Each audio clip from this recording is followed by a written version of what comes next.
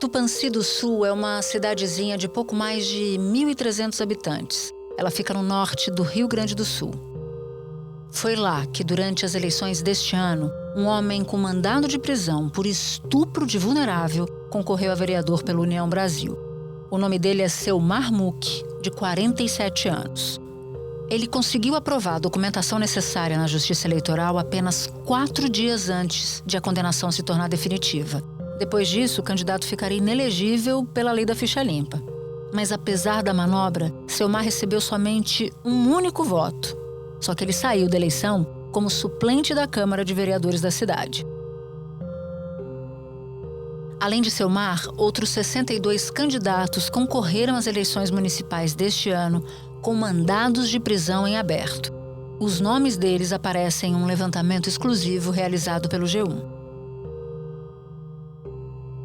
Entre esses nomes está Nelson de Jesus Pereira, o Nelson Guará. Ele tenta uma vaga na Câmara de Varzilândia, em Minas Gerais, pela 3ª vez. Ocorre que Nelson Guará tem um mandado de prisão contra ele há 27 anos. Em 1996, o Ministério Público denunciou Nelson por matar a tiros um homem depois de uma discussão em um bar em Guarulhos, na Grande São Paulo. A defesa de Nelson disse à Justiça que não havia provas para o crime e, até hoje, a investigação simplesmente não foi concluída. Nelson Guará recebeu 149 votos pelo Partido Cidadania e não se elegeu. Então chegou o momento tão esperado pelos patriotas, que é o lançamento da nossa candidatura a vereador pelo PL, pelo partido do capitão Bolsonaro. E tem também o caso de Dirley País, candidato a vereador pelo PL em Blumenau, Santa Catarina. Ele é investigado por envolvimento nos atentados de 8 de janeiro. Ele foi preso a primeira vez no dia 17 de agosto de 2023 e solto em 7 de dezembro do ano passado.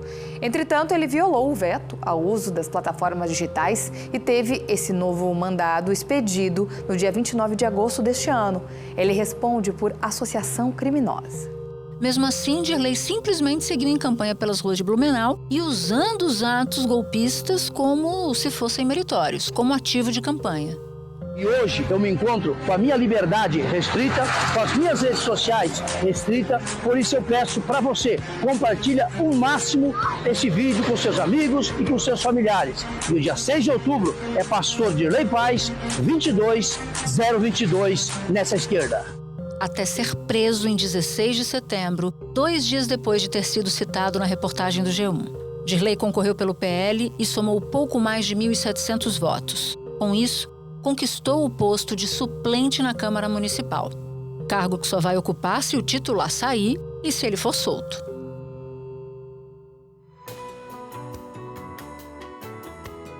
Da redação do G1, eu sou Natuza Neri e o assunto hoje é a lista de candidatos procurados pela Justiça. Como 2 repórteres do G1 encontraram 63 pessoas que estavam disputando as eleições municipais enquanto eram alvos de mandado de prisão. Neste episódio, eu converso com as jornalistas Camila da Silva e Judite Cipreste. Quinta-feira, 10 de outubro. Camila, Judite, obrigada por toparem conversar com a gente. Eu quero começar por você, Camila. Como é que surgiu a ideia de fazer essa reportagem? Tudo surgiu com uma denúncia de um leitor que mandou pra gente que um dos candidatos supostamente estaria foragido por um estupro de vulnerável. Essa denúncia veio em uma das nossas matérias que a gente tem no G1 com a lista de candidaturas, no caso, nos cargos de prefeito e vereador, de cada cidade. No pezinho da matéria tem um link, essa pessoa enviou pra gente, a gente foi atrás. Tinham diversos indícios, mas não teve nenhuma comprovação. Só que daí, conversando com o nosso editor, o Vitor Sorano, a gente, no caso, eu e Judite e Vitor, nos perguntamos, ok, ele não está foragido, mas e os tantos outros candidatos pelo país? Qual que é a situação?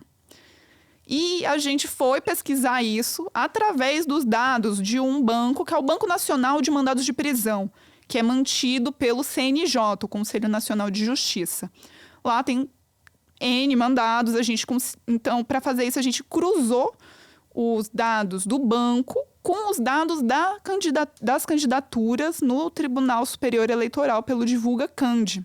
Então, chegamos aos primeiros dados cruzando os mandados de prisão no banco com as candidaturas que estão no Divulga Cand do Tribunal Superior Eleitoral.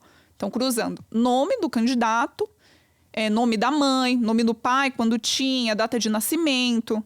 E desses montantes chegamos a 100 casos. Só que ainda assim, mesmo com o nome completo desse candidato, o nome da mãe, podiam existir homônimos. A gente tinha que ter alguma outra forma de checagem para conseguir afirmar com toda certeza de que aqueles eram de fato os candidatos que estavam sendo procurados pela justiça. Então, a gente partiu para uma checagem de documentos, de CPF, e começou a destrinchar um por um os mais de 100 casos que encontramos. Até chegar aos 63. Exato. 3 deles, que foram a nossa primeira matéria, são os procurados, que eram os procurados do 8 de janeiro. Pastor Dirley Paes disputa uma vaga na Câmara Municipal de Blumenau, Santa Catarina, pelo PL. Ele já responde a processo. Na denúncia, acolhida pelo Supremo Tribunal Federal, o Ministério Público aponta que ele publicou vídeos na véspera dos ataques, convocando seu considerável número de seguidores a se deslocarem para Brasília e participarem dos atos antidemocráticos. Marcos Pereira, conhecido como Marcos Geleia Patriota, do Novo, é candidato à Câmara de Céu Azul, no Paraná. O mandado de prisão contra ele foi expedido em novembro do ano passado e aponta que Marcos acampou até o dia 9 de janeiro de 2023 em frente ao QG do Exército de Brasília, incitando publicamente a animosidade das Forças Armadas contra os poderes constitucionais. Jonatas Henrique Pimenta, que se apresenta como locutor Henrique Pimenta, é candidato em Olímpia, São Paulo, pelo PRTB. Depois de ser detido, a Justiça concedeu liberdade provisória, mas ele descumpriu várias medidas impostas. A TV Globo apurou que ele rompeu a tornozeleira eletrônica em 8 de agosto. Depois foi destrinchado em 61, porque quando a gente soltou a matéria com todos os candidatos procurados do Brasil, 2 candidatos do 8 de janeiro já haviam sido presos. Então, ficou a matéria dos 61 candidatos foragidos, um deles sendo ainda um dos procurados do 8 de janeiro.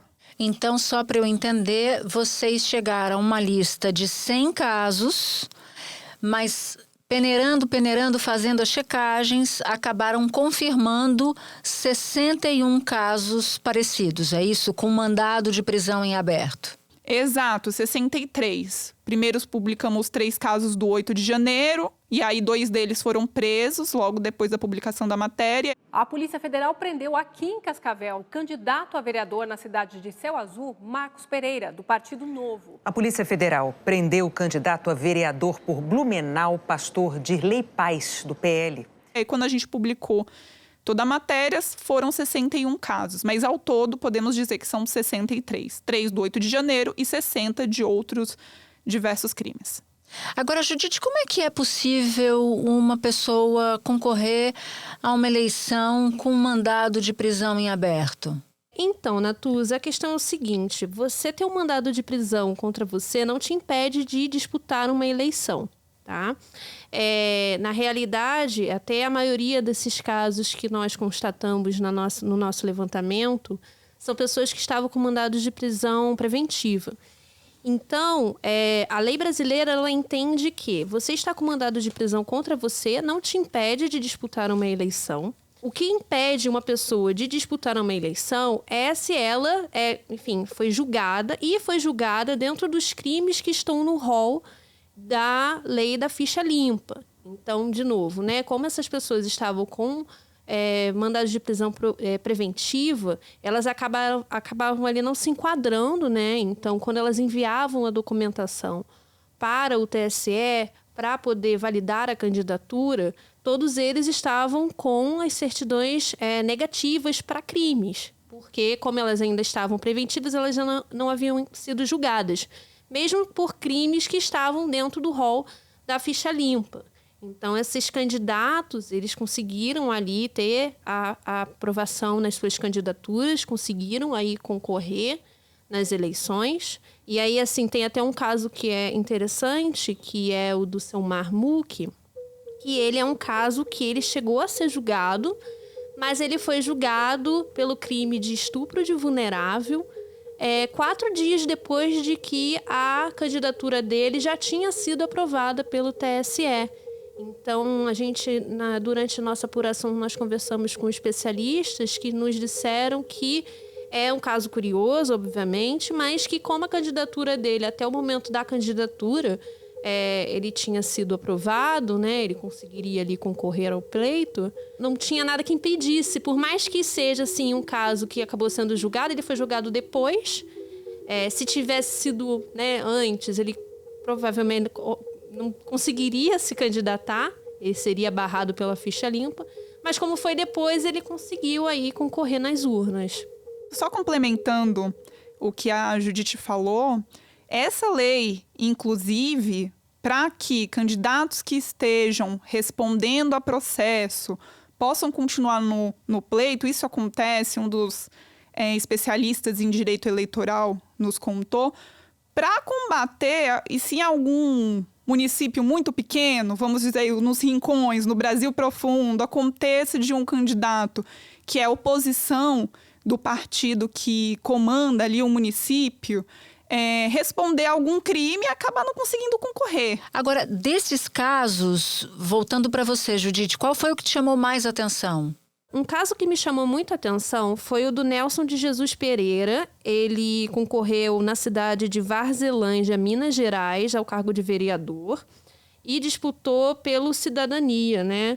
Ele me chamou a atenção durante a nossa apuração porque ele está com mandado de prisão aberto desde 1997. É um mandado de prisão preventivo, né? Pelo crime de homicídio. E aí me chamou a atenção durante a apuração o caso dele, Natuza, porque a justiça diz no processo que não conseguiu encontrar o Nelson, né? Então a justiça procura o Nelson, mas o Nelson ele foi candidato em 2016, em 2020 e 2024. E para você, Camila, qual foi o caso que te impressionou mais? Esse caso anterior que a Judite mencionou, do candidato Selmar Mulk, de Tupanci do Sul, do Partido União, foi o que, assim, você fica estarrecida. Como, eu vou até mencionar aqui, acho que foi um comentário da Andréia Sadi, que foi o seguinte, como que aí envolve os outros casos, mas como que um candidato que, por exemplo, não paga pensão, um candidato que violentou uma menina, está ali para comandar uma cidade, para gerir um município de uma certa forma. E chamou a atenção porque até então o Tribunal Regional de Tupanci do Sul não tinha avaliado esse trânsito em julgado no caso dele. Então a candidatura continuou e mesmo depois da reportagem, quando eles começaram a reavaliar a candidatura permaneceu justamente porque o trânsito em julgado foi somente 4 dias depois. Então, assim, esse candidato continuou nas urnas, mesmo depois de tudo isso. E, inclusive, né, a gente continuamos as nossas apurações, acompanhando os desdobramentos desses casos.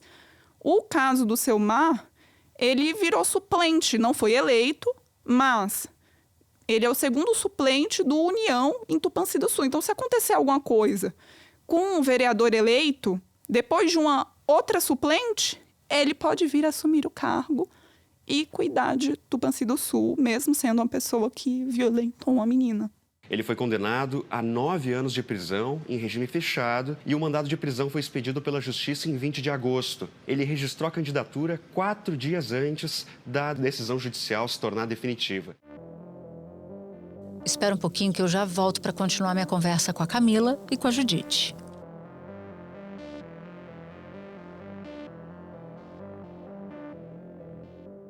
Vocês falavam no começo, a Camila falava no começo sobre os investigados pelo 8 de janeiro, né?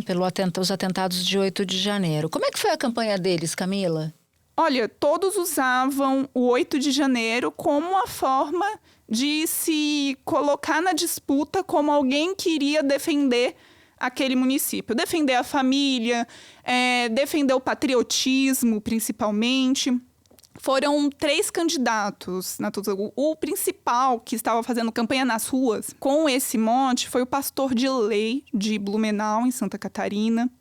Então, nas redes sociais dele, onde ele divulgava a campanha, mesmo não podendo, tinha esse mote. Nas redes sociais, ele se descreve como um patriota.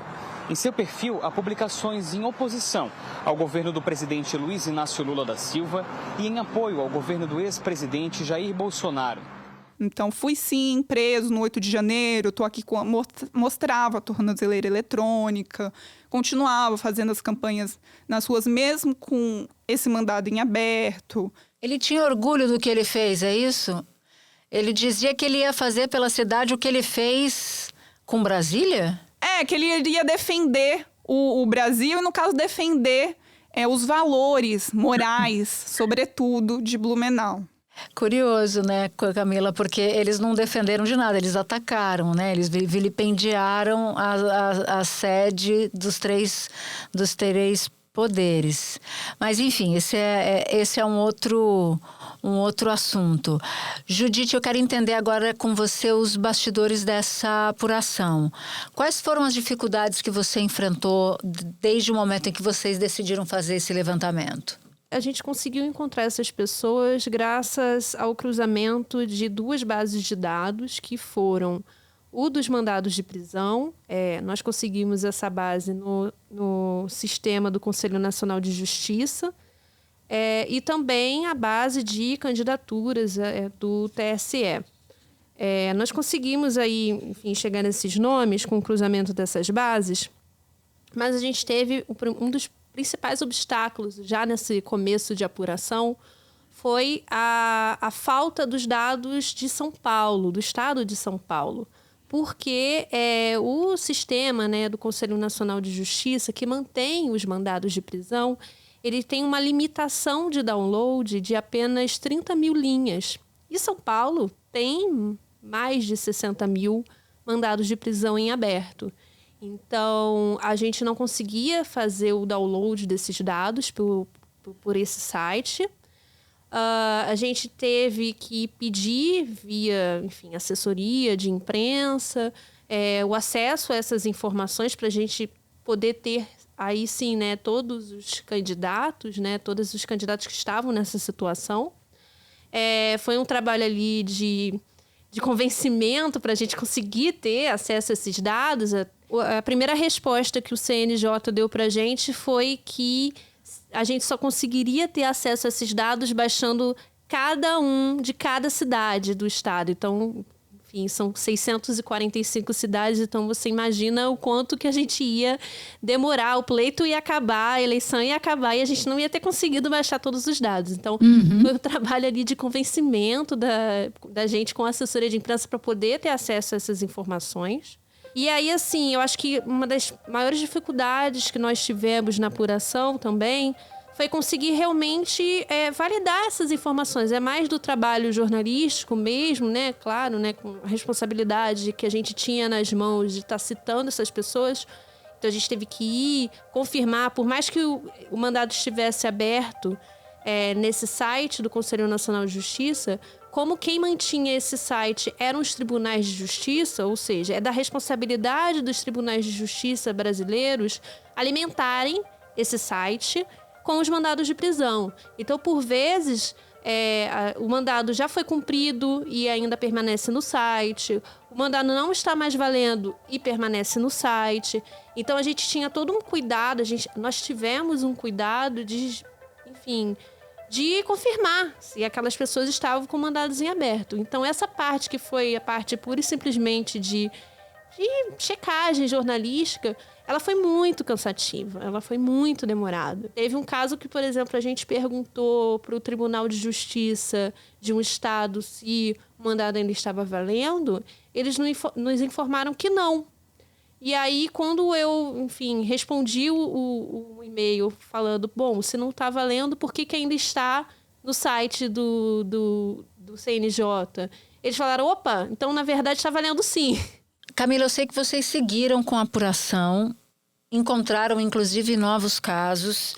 Que novidades, que desdobramentos da história vocês podem nos contar?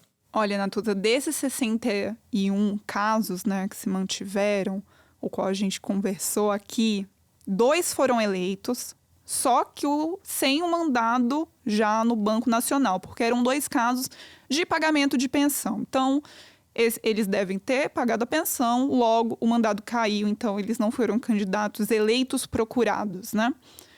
E outros 10 casos a gente conseguiu confirmar que são suplentes de vereador.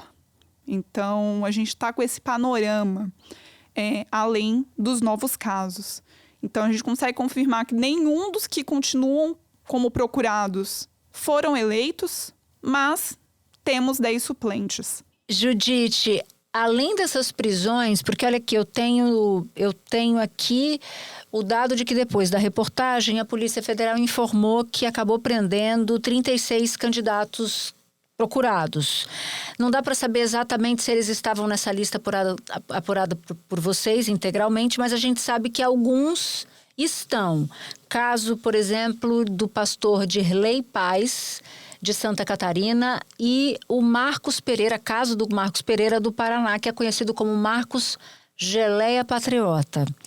Além dessas prisões, quais são as consequências das reportagens de vocês? Vocês enxergaram outras consequências para além das detenções feitas pela PF?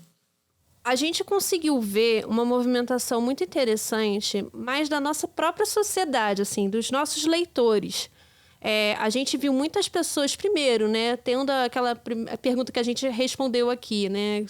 Pode alguém se candidatar com mandado de prisão aberto? Um dos grandes ganhos dessa reportagem foi o começo de uma discussão na nossa sociedade a respeito de quem está se candidatando a um cargo nas eleições. Uma outra coisa que a gente também reparou é que, a partir do momento que a gente entrava em contato com esses procurados da justiça, como a maioria desses casos eram casos de falta de pagamento de pensão alimentícia, a gente acabou aí fazendo com que muitos pagassem a pensão alimentícia para quem estavam devendo, assim. Em complemento ao que a Judite trouxe, e não nessa pergunta, mas eu gostaria de voltar rapidinho, porque sei que nosso tempo está curto.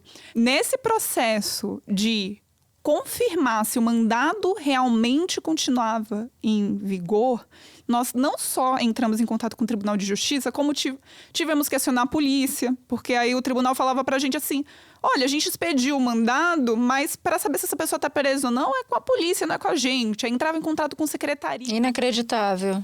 Inacreditável que o tribunal não sabia.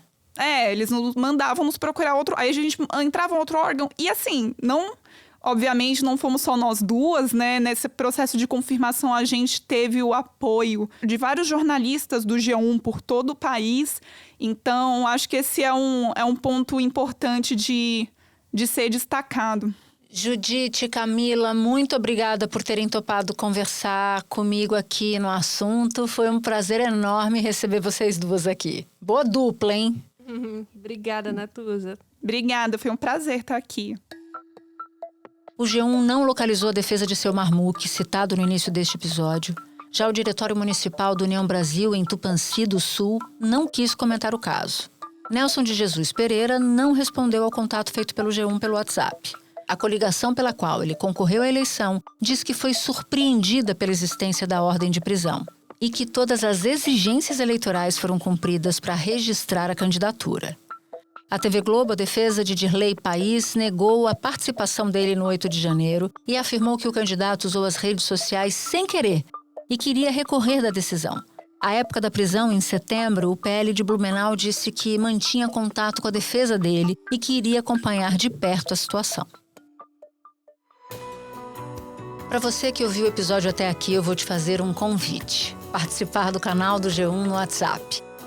Por lá você pode ativar as notificações, receber as principais notícias do dia direto no seu celular. Este foi o Assunto, podcast diário disponível no G1, no YouTube ou na sua plataforma de áudio preferida. Comigo na equipe do assunto estão Mônica Mariotti, Amanda Polato, Carol Lorenzetti, Luiz Felipe Silva, Tiago Kazuroski e Gabriel de Campos. Colaborou também Rayane Macedo.